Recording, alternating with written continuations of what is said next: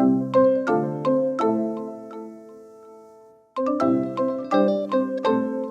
guys, what is up? Welcome to the Life of Chai. My name is Chai, and on this channel I share immigrant stories, both mine and of other people, and also some vlogs about our life living here in Halifax, Nova Scotia.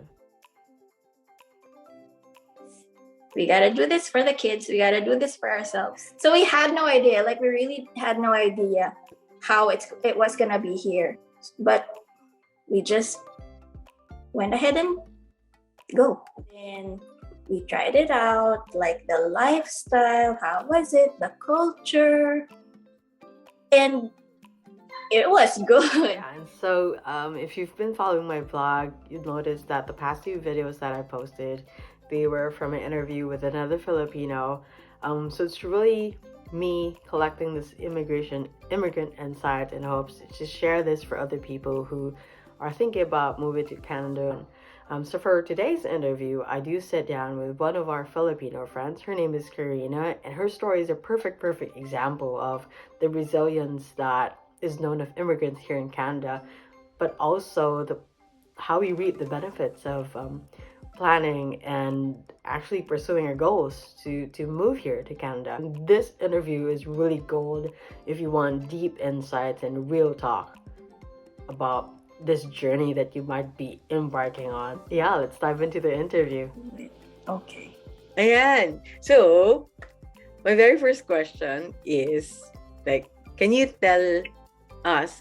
share us more about, like, where did your immigration story start and how did it start? Okay, how it started. My husband and myself first went to Canada as temporary foreign workers in Alberta for food industry. So we just tried it. There was a cousin who was living in Alberta and just asked us, "Hey, you want to try it here?" Because I also tried to live in the US and a few years in Singapore. So we were like, where do we really want to stay? And then the cousin like, yeah, just try it out here. There's papers ready. And then, okay, we got there. We were on temporary foreign working visa. And then we tried it out, like the lifestyle, how was it, the culture, and it was good. I'm gonna tell you the story because the best thing was we just got married when we went here, and then, well, not really got married. We were about a year in the marriage, and then we got pregnant while we were here on a working visa. First thought was we were scared because we didn't know the benefits and stuff, but then that's the first thing that you're gonna be like, whoa, Canada. We were on working visa, remember that. We got pregnant. Healthcare is free. It's actually, no, I'll correct that. It's not free. It's paid for by your taxes. Yes. So you're thinking it's free, but actually you worked hard for it. But it's been given back to you in many other ways. So healthcare. First of all, when I was pregnant, checkups, ultrasound, giving birth. I had a C-section, emergency C-section. I was even supposed to be flown out to another city because of some sort, but that got arranged. The ER had almost like 3 or 4 doctors, anesthesiologists, and then about a total of 20 people in the room because I was gonna have twins. So there were 2 babies and then me. And then we had to stay in the hospital after that for about a month in the NICU. So thinking about that, if I was not in Canada, anywhere else in the world, we were like, how much would this have cost us? The only thing we paid for in that entire ordeal was we were only thinking about daily parking and daily food that my husband and myself would be having. We weren't even thinking about any other expenses for the babies. Even diapers were free.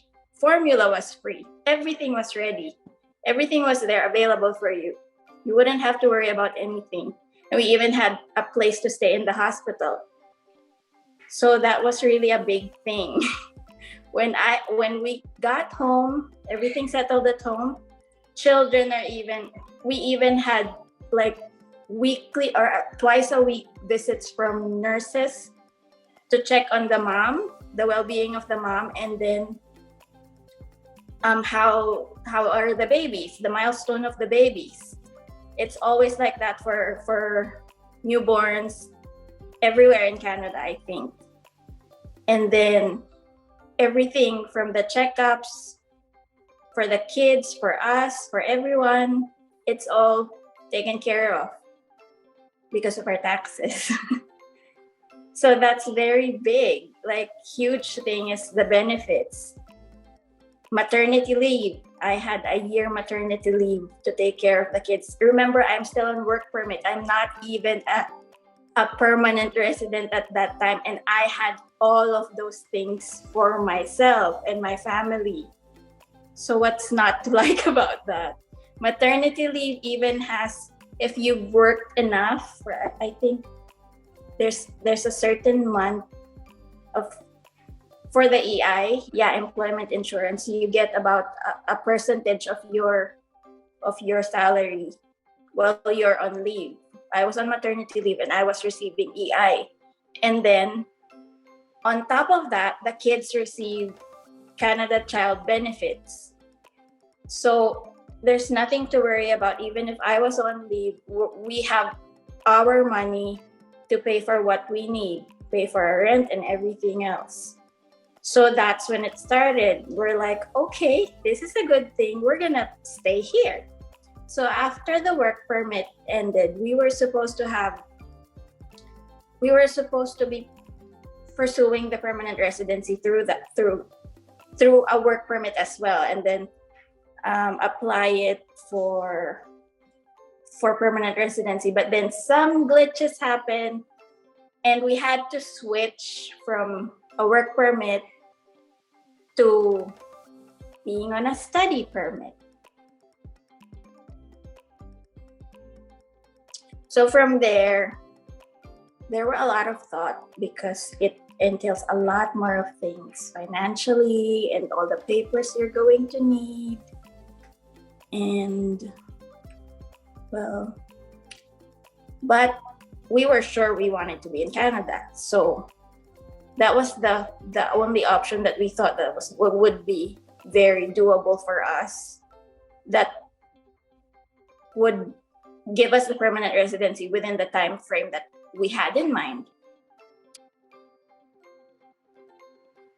So we started researching, just learning everything we can about the process. If we can do it on ourselves, or did we need anybody? We opted to do it ourselves. So it's a lot of things to do, but research, and just working on the things that you need. It was a lot of savings to add up to everything else that you're gonna be spending when you're here. So that's also a motivation. Like, I'm just gonna do it myself instead of paying somebody else to do it, because that would, that's a lot more of savings than just paying somebody else. And we can do it ourselves anyway. It just takes time and then research. So we decided to do the study permit. We tried twice. The first time we did it as a couple, because I didn't need to apply the kids because they were Canadian. So we did it as a couple, but we got refused the first time because, well, the grounds were they didn't believe we were gonna go back because I had Canadian kids and then I was gonna bring my husband with me. So what's the reason for you to go back?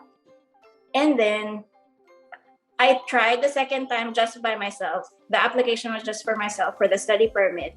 That one got approved. So when that got approved, it was just like 2 or 3 weeks before my intake to go start school. So it was just like a week preparation, and then decided like, okay, go now. We have to leave the kids and my husband first in the Philippines before we come back. I just settled everything first because we also didn't know how it's gonna be. I was gonna be studying, and then I had twin toddlers, and then you know that your spouse gonna be working. So we just tried to set foot on the ground first and see how it's going to be by myself first, and then settled everything before we tried to like bring the entire family here, not knowing entirely how our lives are gonna be. So I tried it first for the first 3 months, and then when we were like, okay, I think we got this, and then went go get them, and then that's when life started. The crazy life started. So yeah, it was hard. It was really hard for a family with like really, really young kids to be studying and then doing part-time job at the same time, and then your husband has to do something too without any help of any. We don't have any family anywhere here, so it was just really like we were a team. My husband and I were just like the only people who would rely on each other. So we had to schedule everything. We knew that the study permit was important, so we really had to focus on me passing everything and doing what I need for school. So we had to schedule everything. He found a job that was night shifts, so that I can do everything that I need in the morning. The only problem with that is that we have young kids, so even if somebody got home, somebody has to leave, and then the time to do other stuff or rest isn't really, enough. Because even if you come home, you know that you have schoolwork or you have some other part-time work that you have to do. So like sleep, and like physically, you're tired. Physically, mentally, you're gonna be tired. That's in a family situation. So everyone has a different experience. So that's for my part. Yeah. Okay. So you actually raised a lot of like really like important points there. So one is that you lived in Alberta for a while, Mhm. and then when you transitioned into a study permit, did you decide to actually take your study permit and study in Nova Scotia, or? That was a big decision because the only thing I knew was Alberta. That was the first place I ever got into in Canada. So we were like, okay, we have a plan for the permanent residency because we knew that we had the papers. So we went home and then thought that we had the perfect plan for the permanent residency. But then I told you, it's another story, that there became a huge problem with the papers, that we had to really think about, okay, what's the other way? What's other pathways to go get a permanent residency in Canada without having to go on a work permit or doing it? Well, our scores weren't enough for the express entry. So what's the plan to meet that score? Or at least, is there another pathway that could bring us there? So we researched lots of research, and then we hit the part where, okay, study permit, that looks doable. And then we studied it, thought, yeah, studying for at least 1 year or 2 years would give you, studying for 2 years would give you at least a 3-year post-graduation work permit. So that's giving you like 5 years stay in Canada 5 years for a shot to be a permanent residency. So we were like, why not? Let's do it. If we can, then sure, why not? And then the question with where in Canada, that actually went around the finances. So we researched a lot about the schools, how much they were, and we didn't have any specific idea where we wanted to be. Well, the first idea was, okay, Alberta. But then we suddenly, I don't remember how we ended up like Nova Scotia, but we saw the school, like the community college in Nova Scotia, and we were like, whoa, hey, this is a lot more cheaper than those other schools we were trying to get into in Alberta, because I've already passed like maybe 3 applications in Alberta before we actually saw that, hey, wait a minute, they're not the same tuition prices, and that's gonna be a lot of savings for us if it's like it's the same end goal. We just want to get we just want to get to Canada, have the permanent residency. So why can't we do it somewhere else where we can like do it a lot cheaper, and maybe it's another adventure? So we looked up Nova Scotia, Halifax, and we're like, oh, cool, it's a small city, it's a city, we can do this. And then everything just went smoothly, and here we are, Nova Scotia.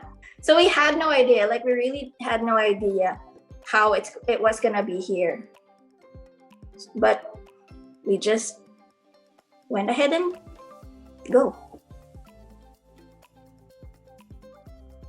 Okay, I'm gonna ask about, like you mentioned, the savings that you're gonna get, and that you like choosing Nova Scotia because the tuition is significantly lower than, let's say, Alberta's. But at the same time, you also did it DIY for also the same reasons. Okay, and this is one of the like one of my frequent questions, because I also did it DIY, and how brave were you in like not getting a consultant and like going it by your own selves? We were very confident this time because when we had the temporary working visa, we had somebody who had to do that for us. And then it turned out like, wait a minute, we've paid this much and I'm still doing all the work. So when it came to the point, like, we're gonna do this again, but on a different pathway, we were like, let's just do it on our own. Remember the last time that we had a consultant? We were doing the exact same thing that they were supposed to do. Everything that they needed to pass, we had to do it and give it to them. So what was the point of giving somebody that much cash when I'm gonna do it myself anyway? So we were a lot more confident the second time. And we were like really reading through every single line, like, okay, this is what we have to do. Because in reality, everything on the website of Immigration Canada, it had everything in there. You just have to like always double check and like, are these the exact application forms that they need? Which needs to be signed? Which it's just a matter of really just double checking everything